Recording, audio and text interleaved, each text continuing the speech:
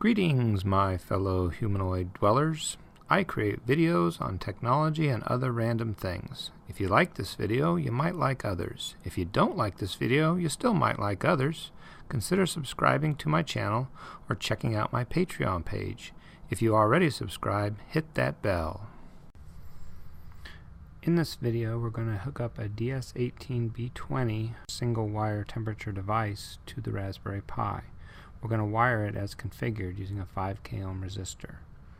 You might need to pause the video in order to get it set up. I had mine wired and powered up prior to making any configuration changes to the Raspberry Pi.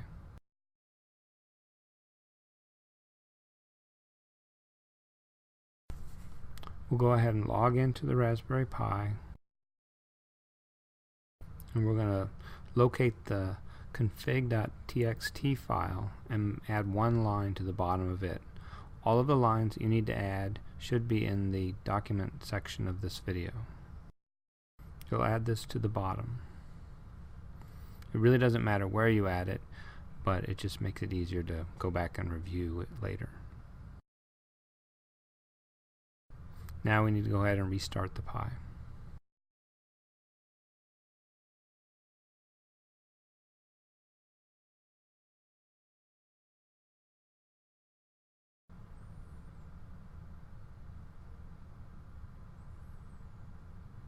So we'll log back in again. The first thing we're going to do is we're going to just display the text of that config.txt file just to make sure that the changes are there.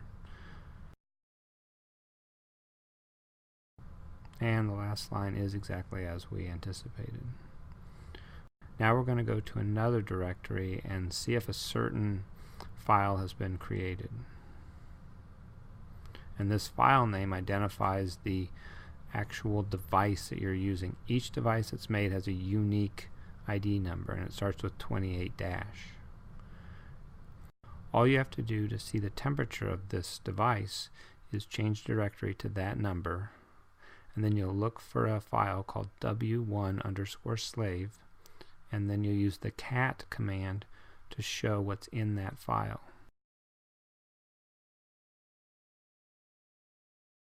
The number that T equals tells you the temperature, and the last 3 digits are after the decimal point. So in this case, it's 18.437.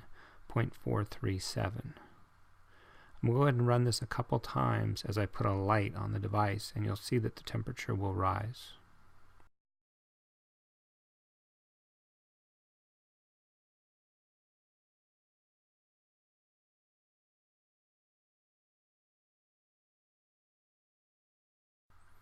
In this video, all we've done is we've hooked up the device, made sure that it worked, and now in the next video we'll show how to display that on the web page.